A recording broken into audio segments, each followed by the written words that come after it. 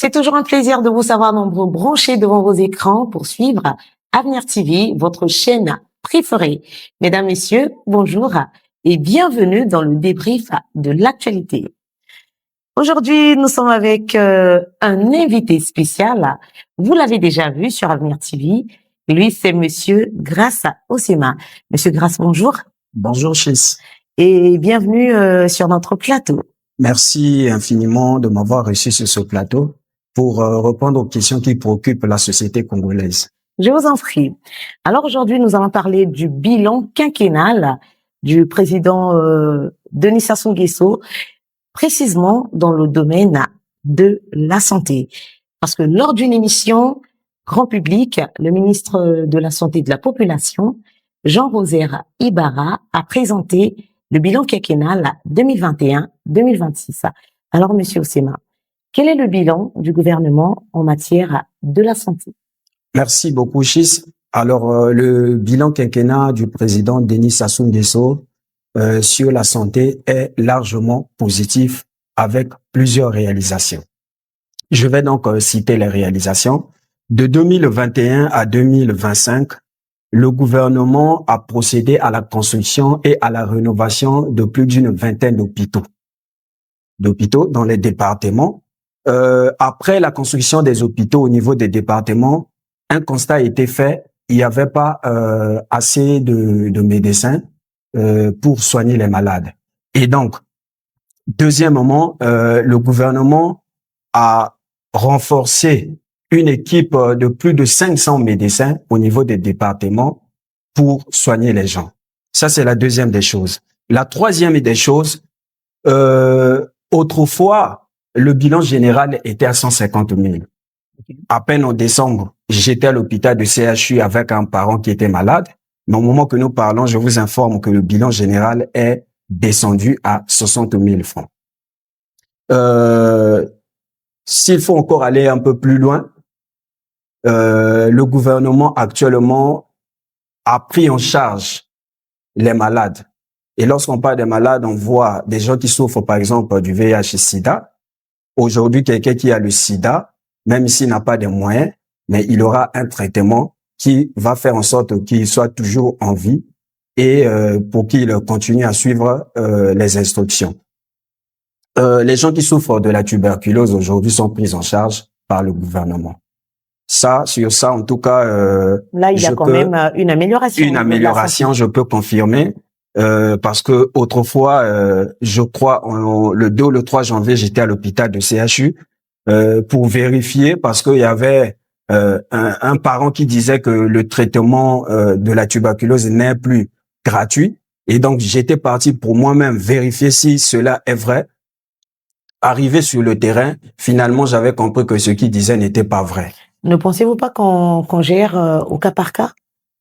Peut-être que lui, il n'a pas eu cette chance de bénéficier de ça, mais d'autres personnes l'ont eu. Non, mais la gratuité du traitement est de façon générale. C'est tous les malades qui souffrent de la tuberculose qui sont pris en charge. Donc, il ne s'agit pas d'un problème de cas là-bas. Et donc, parce que une fois arrivé, j'avais consulté plusieurs médecins pour avoir une information vraie. Et donc, ils m'ont confirmé que le traitement est gratuit. Après l'hôpital de CHU, j'étais parti aussi à l'hôpital de Talangaï pour vérifier. Et donc, je peux avec certitude confirmer ici que le traitement de la tuberculose est gratuit. En tout cas, merci beaucoup, monsieur, pour ces éclaircissements. Alors, quels sont les défis à relever pour améliorer la qualité des services de santé? Merci beaucoup, c'est une très bonne question. Alors, les défis à relever, il faut qu'on le dise. Je pense que face à cette question, il faut répondre par rapport aux préoccupations de la population. Okay. Les gens qui sont au niveau des départements s'indignent du fait que les hôpitaux au niveau des départements n'ont pas assez de matériel adéquat. D'accord. Tel que au niveau des départements, il y a des départements, je n'ai pas généralisé, où quand quelqu'un veut faire le scanner, il aura l'impossibilité. Donc, du coup, il va peut-être quitter là-bas pour venir ici à la ville, mais le traitement, c'est bon. Et donc, il faut que le gouvernement s'organise vraiment à doter des hôpitaux de matériel adéquat pour que les gens se soignent dans les bonnes conditions. Il y a aussi le problème du comportement, il faut le dire, hein, des médecins dans les hôpitaux. Parce que quand tu arrives, ce qu'on entend parfois à la télé et quand on arrive sur le terrain, parfois c'est pas ça. Lorsqu'on dit par exemple que pour faire un examen, par exemple, c'est à 5 000 francs, on entend à la télé, mais lorsqu'on arrive sur le terrain, parfois tu entends que c'est 15 000. Et qu'est-ce qui justifie cela? Bon, on sait pas. Est-ce que c'est la mentalité des Congolais? C'est pas que au niveau des hôpitaux il y a pas assez de produits ou bien les médecins ne sont pas payés, mais cela est tout simplement le comportement des Congolais. Nous savons très bien que le Congolais cherche toujours à se retrouver là où il travaille. Et donc le gouvernement doit vraiment s'organiser, à envoyer s'il faut même des inspecteurs ou des gens pour vérifier, pour voir si réellement ce qui est dit au niveau du gouvernement est réalisable au niveau des hôpitaux. Et donc, il y a ce volet-là qu'il faut aussi prendre en compte et suivre à la lettre. En tout cas, merci beaucoup, Monsieur Sema. On continue avec cette séance de questions. Alors, les investissements dans la santé ont-ils réduit les indicateurs clés comme la mortalité infantile, le paludisme ou l'accès aux soins en zone rurale? Ou s'agit-il d'un bilan gonflé, comme on a l'habitude de le dire? Alors, avant de répondre à cette question, je dois préciser quelque chose parce qu'il faut qu'on le dise.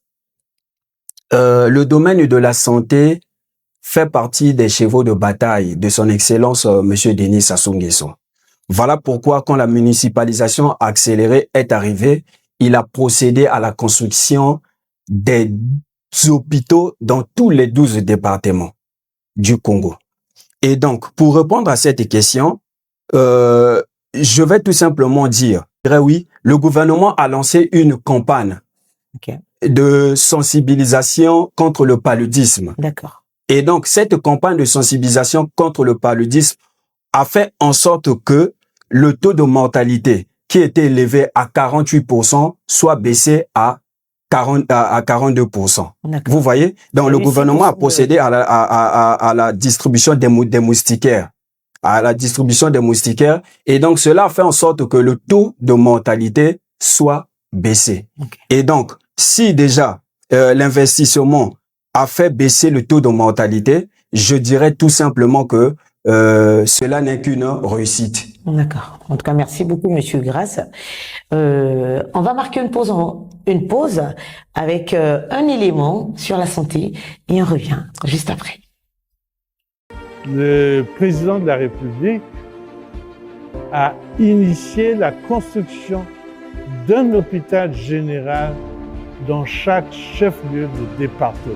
Le président a décidé d'amener les soins vers le malade pour le rapprocher plus près du malade et je suis heureux d'être arrivé dans ce département et accompagner le président de la République inaugurer l'hôpital général de Sibiti, l'hôpital général de Sonkeo. Vous vous rendez compte que quelqu'un qui partirait de Ouesso, j'ai dit Sonkeo, c'est Ouesso, pour arriver à Brazzaville après plus de 10 heures.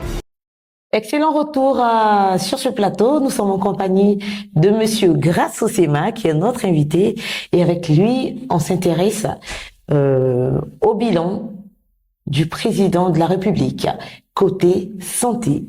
Monsieur Sema, tout à l'heure, vous avez évoqué toutes les réalisations, sinon plusieurs réalisations du président de la République, Denis Sassou Nguesso.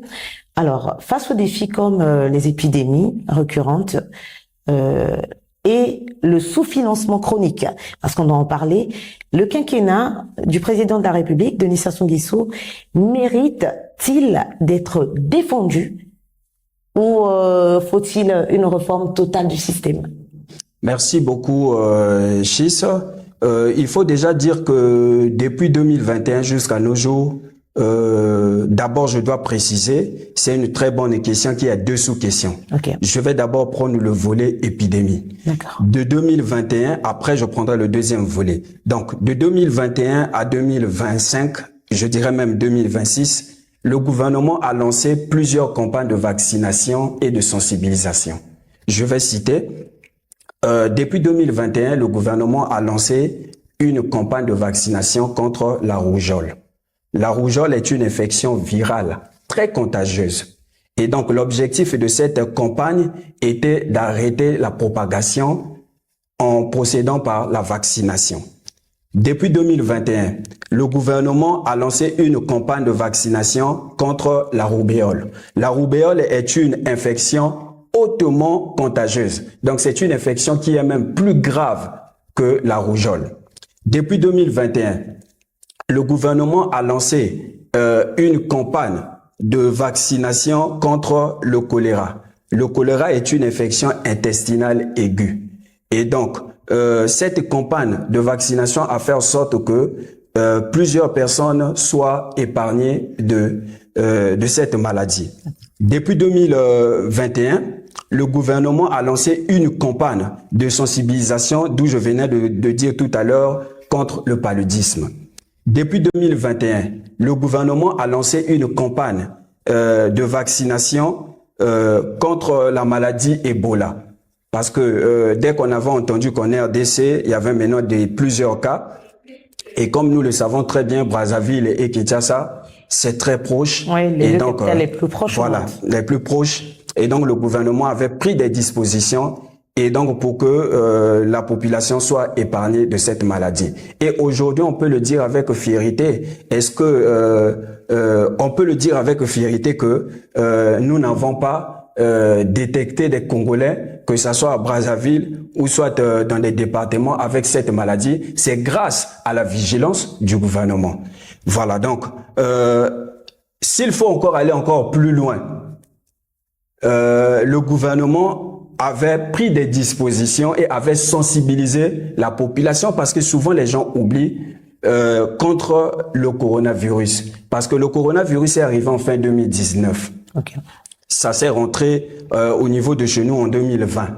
Alors, est-ce que nous savons très bien qu'aujourd'hui, lorsqu'on parle du coronavirus, notre pays, le Congo, est parmi les pays où on n'a pas eu assez de taux de mortalité concernant cette maladie du coronavirus. Mais je connais des pays en Afrique où le taux de mortalité était vraiment élevé, okay, comparable même à d'autres pays de l'Europe.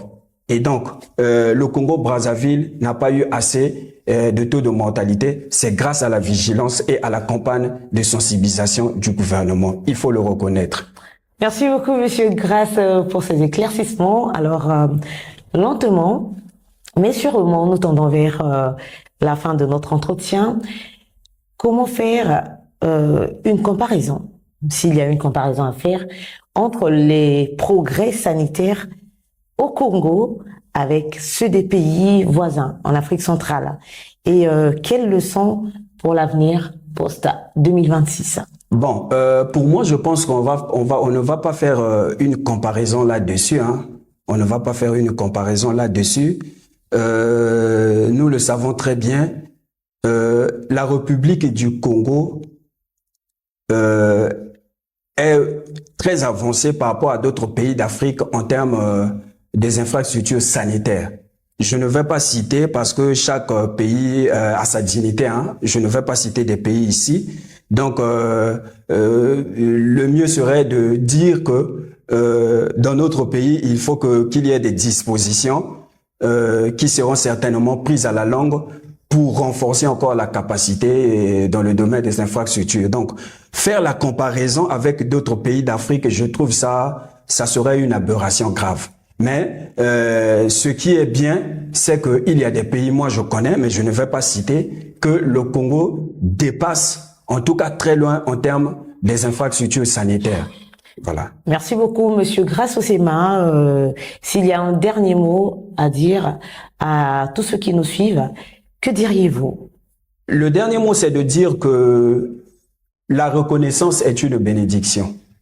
Lorsque quelqu'un se lève, il réalise, il travaille, il faut quand même le reconnaître.